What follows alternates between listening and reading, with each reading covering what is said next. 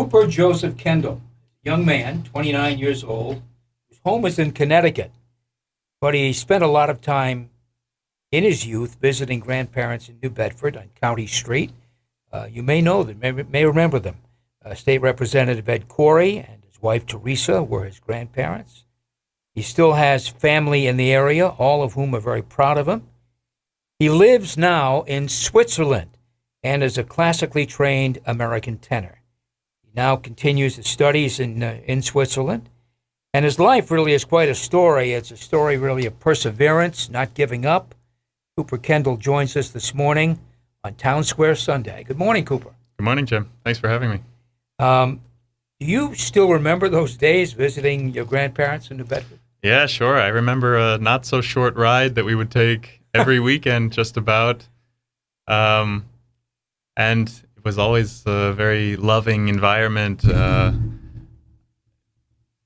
see the grandparents. I mean, it's quite a while ago now, so I don't remember it so well, but I do remember some very nice moments. They both passed in the 70s. Is that right? 70s? Okay. And so it was, it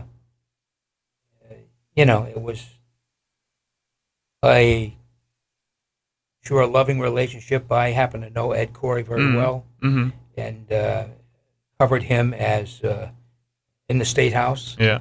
And so, I remember Ed and remember his wife. Both wonderful people. What made you want to learn to sing classical music? At what point did you say, hey, this is for me? I don't know. I think it was after a lot of other people told me that this could be for you that I really realized, hey, this could really work, because it's such a special field and you're dealing with such special people in such special scenarios. So I think until you're really in it and it's actually working, it's not possible to know if it works for you or if you like it. It's quite difficult. It took me some really important mentors to get to where I am now, to have the patience or perseverance to really study or make a leap to move to Europe, for instance. But I think to answer it simply, I always sang as a young kid, and this led towards voice teachers and eventually auditions and making recordings and whatnot to get to the point where I was really studying in a big institution with other musicians. Before it, I had no idea what I was doing. It was really a leap of faith or some sort of lucky strike that I made this work, or that I really fell in love with it like I did. Did people discourage you at some point? Were there people who said, hey, Of course. I mean, it's the kind of field where initially everybody's saying, are you sure? Is it the right choice? Are you going to make enough money? I hear these kind of concerns or questions that are a bit out of context because of why one would really do music. I mean, I'm not thinking about it to get rich or to be a celebrity even. It's something about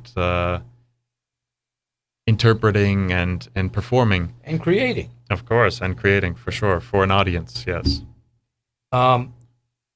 When did you discover that you had a gift? Because that doesn't really come too quick. There's sometimes a delay in that. You've got to experiment. You've got to try. You've got to work with different people. One teacher doesn't work. Maybe another one will. Yes. You've been through all that. When did you discover you kind of had a gift? Yeah, well, what you say is right, because I think there's conventional talent, which people confuse for skill or an occupation, because, yes, I had a talent. I was talented at singing naturally. But taking this and turning it into something that can really be put out on the stage is a long journey. And I don't know at what point. There was some point as a very young kid that somebody said, hey, you should join the church choir. This was some sort of moment like this. But I think also, when I was in the conservatory in Boston, being around those other people and seeing that, hey, maybe I'm also good at this, or maybe this is also something that I could be good at, not just survive, but thrive. No. You've gone to some prestigious schools, first earning a bachelor's degree from the New England Conservatory in Boston and a master's degree in vocal performance from the Mannes College of Music in New York City. You're now studying in Europe. Maybe you'll be studying for the rest of your life in terms of learning this field, although you may not hope that's the case. But anyway, have you followed the traditional trajectory that people take in this field? Maybe there is no usual trajectory. The easy answer, I think I would say, is no, because in the U.S., basically the only path you can take as a classical singer in the U.S. is opera. But I didn't feel at home in the opera world. I think there's a few too many moving pieces for me. It felt a bit too unstable for what I want to do. I say no because when I moved to Switzerland, I really tried to find my way with song specifically. And this is a big genre that is here in America very hard to make a living from. So I wanted to go over there to just try it, because there was a specialized master's in song interpretation. And I discovered that not only are there concert opportunities, but there's an audience for these songs. People want to hear these poems. They want to hear somebody interpret these poems. And it's very much appreciated. Sort of a step further than this, though, is these recording projects that I've done where I am sort of deliberately going outside of the traditional, what one would call classical, quote-unquote, music, to do something that's a bit more connected with normal people, because that's the audience that we need nowadays. The audience is very scattered and very damaged, especially after COVID. So I think these recordings are something more in the middle that I can build an audience around, rather than just expect the sort of traditional opera crowd or whatever it is audience to be there automatically. You're listening to Town Square Sunday. I'm Jim Phillips. My guest is Cooper Joseph Kendall, a classically trained tenor who has studied in Boston and New York and is now enrolled in a program in Basel, Switzerland. Is that correct? Basel? Basel, yes. Basel, I'm sorry. Oh, good. So you made your way to Europe because you felt opera really wasn't for you. It was something else. It was another way you could go. Yes. And you're having some European masters showing you the way. Yes. Okay. Sure. What is the difference? What is the difference, from what you were learning here to what you're learning there? I think here, if you were to go to a concert of, let's say, German or Italian songs, you're not going to understand the lyrics, the words. And if there's no translation, basically the only thing that will wow you or impress you is beautiful high notes or something really complex that you can admire. In Europe, I felt that the artist, the interpretation, what you're really saying with your art is more important than this flashy show business kind of feeling. And I think that that's more in line with what I'm able to do well, or what I'm interested to really dig into. There's a more rounded interest in the whole art form rather than just beautiful high notes or beautiful singing. Your biography says you've performed all over the world. Is that right? Pretty much? Not everywhere, but you've traveled a lot. Yes. Okay. How important has the experience in Switzerland been for your career? Oh, it's completely encouraged me to fully dig in, because I see that now I have some success. There's some proof that it can work. I mean, there was some times in COVID when I was living with my family when I was not sure if a life in music was really possible, really feasible. It's still challenging. I mean, believe me, it's not, the path is not completely paved. But I can see ahead of me at least. And this is something that before, I really was not sure. Mhm. Yeah. Well, that's what is your goal now, Mhm. Cooper? What do you hope to aspire to Mhm. be with this career? It's hard to say because I don't have some clear, it should be this or it must be this. I'm open to things that before maybe I was not so open-minded towards. For instance, recording. I mean, this is something that is not so easy nowadays. There's not a lot of funding or interest in physical CDs. But I like these kind of projects, and I'm trying to build an audience that also takes interest in what I'm doing. So I think this would be my goal, is to have a base of interested fans or audience members that is widespread enough to sustain a career as a singer, which is really not so simple, Yeah. you know? No, it's not simple. I think anyone in music today, even pop stars Mhm. or people playing popular music, if you're a pop star, you're probably doing okay. Mhm. But people playing popular music, it's a struggle. Yes. It's a struggle. Yes. It's hard work to get dates. It's hard work to, get known, if you will. Yes. And in your field, I imagine part of the same thing. Absolutely. Yeah. I mean, a lot of it nowadays is based on social media and the image. And let's face it, opera or classical music is not.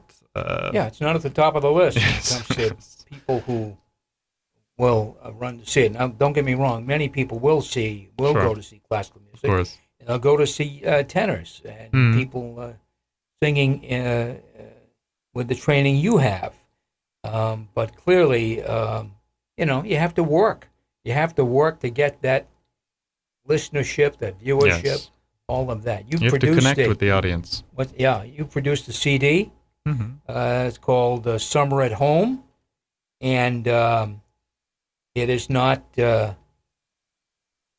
I would say, some of these song titles are not highbrow. Mm-hmm. Use that word, highbrow. Sure. But clearly, you're singing a kind of, I guess, American music. Is that correct? Yes. Yeah. Absolutely. Okay. Tell And- us about the CD. I wanted to create a project that was personal to me, but again, also in this direction of very digestible for the audience.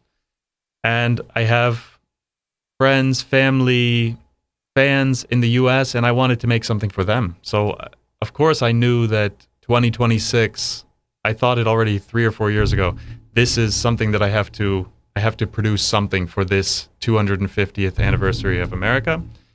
And shortly, not so long ago, actually, I discovered that July 4th was also the 200th birthday of Stephen Foster. Hmm.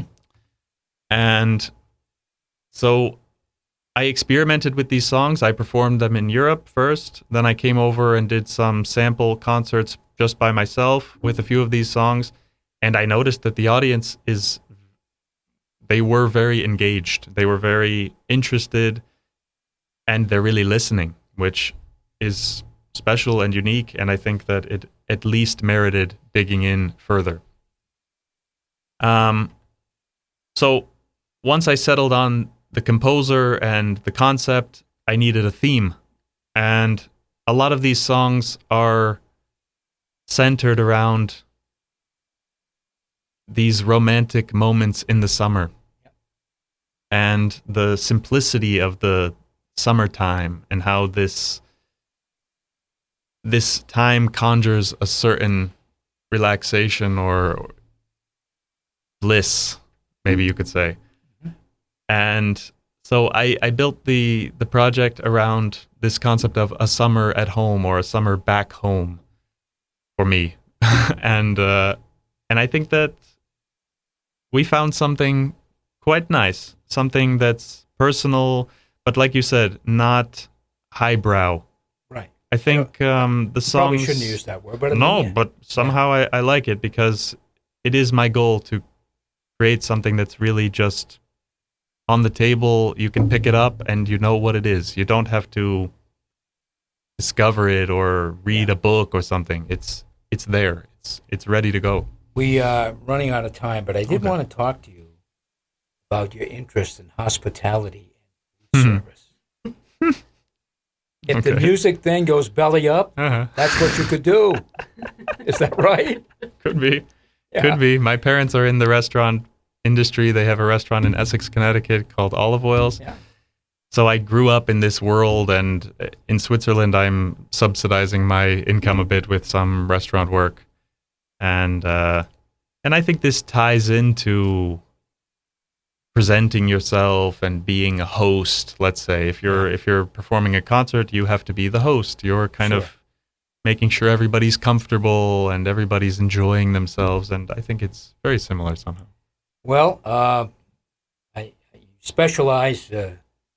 Biography said you specialize in serving people in the dark. That used to be kind of a big thing a few years ago in America.